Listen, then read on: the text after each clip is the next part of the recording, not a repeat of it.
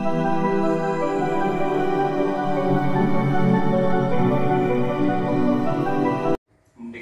negara kita tercinta Republik Indonesia.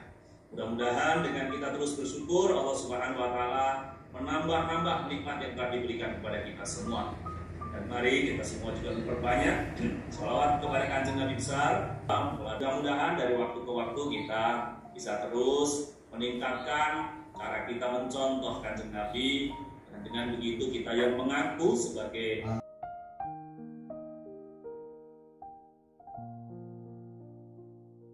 tanah macem, hari ini lebih baik dari kemarin, benar-benar kita rasakan di tahun ini dan hari-hari ke depan. Mudah-mudahan kesulitan-kesulitan, persoalan, masalah, dan bahkan musibah di tahun 1442 Hijriah kemarin terselesaikan dan bisa kita lewati dengan baik, sehingga tahun ini 1443 Hijriah dan seterusnya kita tinggal memetik buah dari perjuangan, buah dari ikhtiar dan doa kita kembali dalam suasana sehat, bebas dari pandemi, bebas dari wabah COVID-19 ini khususnya. Amin ya rabbal alamin. Di kesempatan yang baik ini, biasanya kalau tahun baru itu kita bikin semacam resolusi, kita bikin semacam ancang-ancang, kita bikin semacam pernyataan dari tekad kita, niat kita, atau cita-cita keinginan kita. Saya kira itu yang baik, karena itu bagian dari rencana. Ahli manajemen mengatakan rencana itu adalah penentu keberhasilan. Bahkan kalau kita semua berhasil membuat rencana, itu artinya kita sudah lebih dari separuh mencapai keberhasilan. Ada yang mengatakan jangan gagal membuat rencana, sebab kalau Anda gagal membuat rencana, Anda sedang merencanakan kegagalan. Kita punya resolusi, kita punya rencana, kita punya tekad ke depan. Setelah itu, tentu kita akan meraih rencana itu dengan ikhtiar dan dengan doa. Karena kita tahu bersama bahwa dua hal itu di dunia ini menjadi satu keharusan. Tidak bisa kita hanya berjalan dengan ikhtiar saja. Karena kalau kita berjalan dengan ikhtiar saja, andai kata kita mendapatkan keberhasilan, bisa jadi itu justru istidraj. Bisa jadi yang kita anggap keberhasilan justru sebenarnya itu adalah jalan datar yang licin yang akan menggelimpangkan kita. Tetapi kalau kita juga hanya berdoa saja tanpa ikhtiar, tentu kemudian kita menyalahi dari kodrat kita sebagai makhluk yang kita diwajibkan, kita diperintahkan untuk berikhtiar. Jadi pernah Kanjeng Nabi mengingatkan seseorang yang karena saking dia cintanya kepada Kanjeng Nabi, begitu tahu Kanjeng Nabi ada di salah satu tempat, di salah satu ruangan begitu, dia segera menghambur kepada Kanjeng Nabi. Dan kemudian ditanya oleh Kanjeng Nabi, kamu tadi kesini naik apa? Dengan onta ya Rasulullah. Lalu ontamu di mana? Saya pasrahkan kepada Allah. Apa kata Kanjeng Nabi? Ikhtiar dulu, ikat dulu ontamu, baru bertawakal. Hari ini kita berada di dalam suasana hijrah.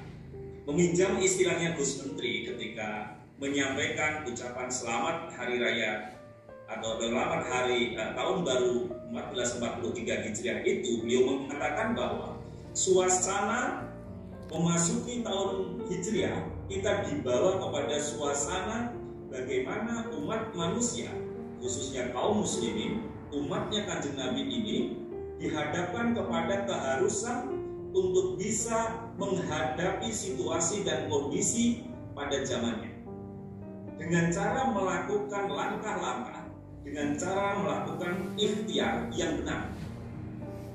Sehingga pada saat itu, meskipun misalnya ada dua pilihan berhadapan dengan kafir Quraisy, dengan musyrik Makkah pada saat itu, Kanjeng Nabi punya dua pilihan.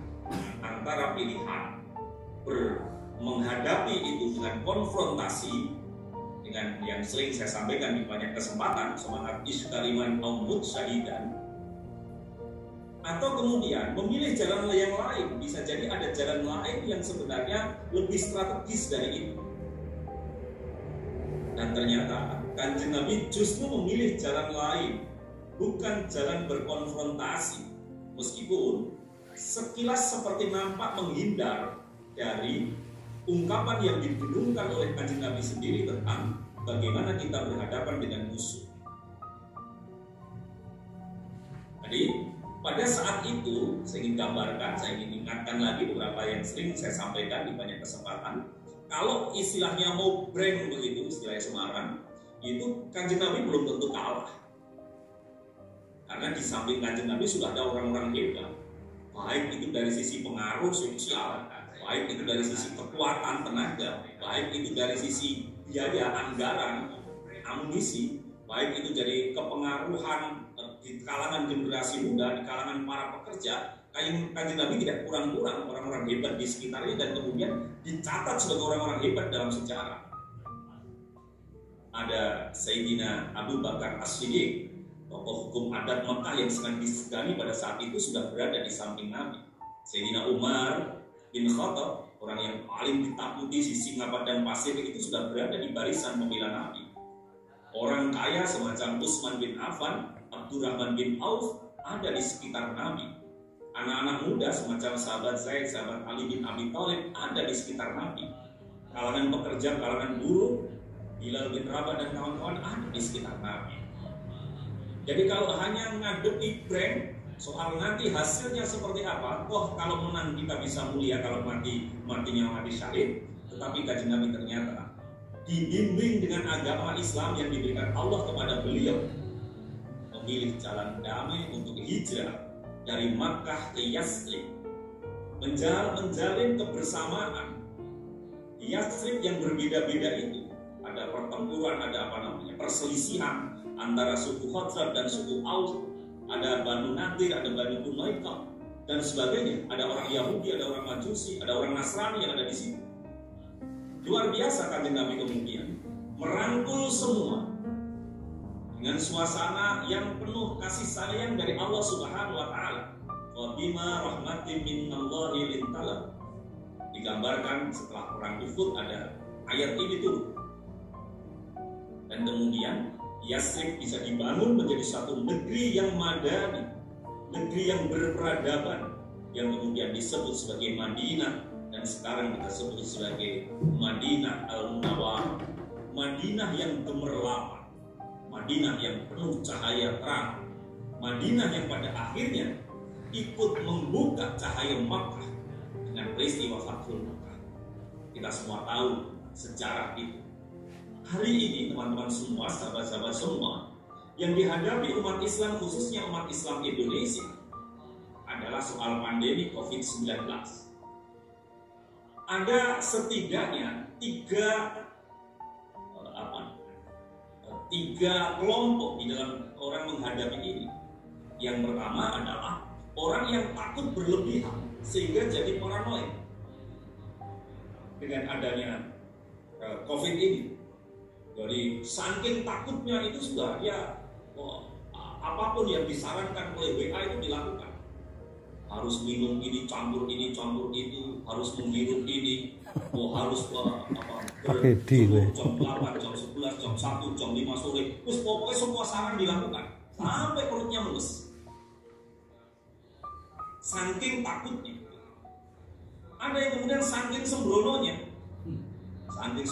Saking beraninya, tapi saya kira antara berani dengan nekat itu beda tipis. Sehingga kemudian kita jadi abai dan bisa merusak semua. Nah, padahal agama ini diturunkan itu ada maqasidul syar'i. Syariat agama ini ada tujuannya yang kita semua tahu. Tujuan yang pertama adalah menjaga keselamatan jiwa. Jauh lebih penting dari menjaga agama itu sendiri. Agama ada, tapi kalau jiwa-jiwanya sudah nggak ada. Dan yang kedua tentu menjaga kewarasan akal, agar akal ini bisa terjaga kesehatannya. Sahabat-sahabat semua yang saya hormati, lalu yang ada di tengah-tengahnya yang memberat tentu saja kita berhadapan dengan COVID ini, dengan wabah ini berdasar ilmu. Berdasar ajaran agama itu kita bertanya kepada ahlinya. Nah, kalau kita bicara tentang ahli agama, ya kita bertanya pada ahli agama. Kalau konteksnya malam ini ya ahli agamanya ya ada Pak Ahyani, ada Pak Asin Aidi, ada Pak Arifin.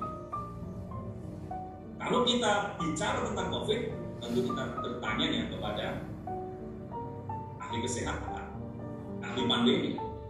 Apakah ahli agama tidak ada yang berpikir seperti di luar beliau bertiga, Pak Ahyani, Pak Asin, dan Pak Arifin? Ada. Ya nggak mau pakai doa bersama, ya nggak mau pakai mujahadah, ada. Apakah ada ahli kesehatan yang berpendapat lain di luar yang sekarang mainstream? Ada. Tapi mana yang kita ikuti? Ahlus sunnah kita mengajarkan kepada kita ikut pandangan yang apa? Pandangan mayoritas. Dan pandangan mayoritas kita di dalam sisi agama menganjurkan, membolehkan, bahkan kemudian semacam mewajibkan kita untuk memperkuat doa dan berjamaah dalam berdoa. Pandangan yang paling mayoritas di dalam kesehatan adalah kita berhadapan dengan pandemi ini dengan cara 5M, dan kemudian di Kementerian Agama kita gaungkan 5M 1D.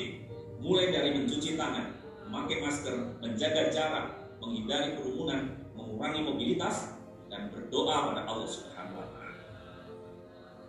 Ini cara kita memberikan respon yang berkualitas, respon yang bermutu, baik itu dibimbing dari nilai-nilai agama maupun dibimbing dari nilai-nilai ilmu pengetahuan dan akal yang sehat.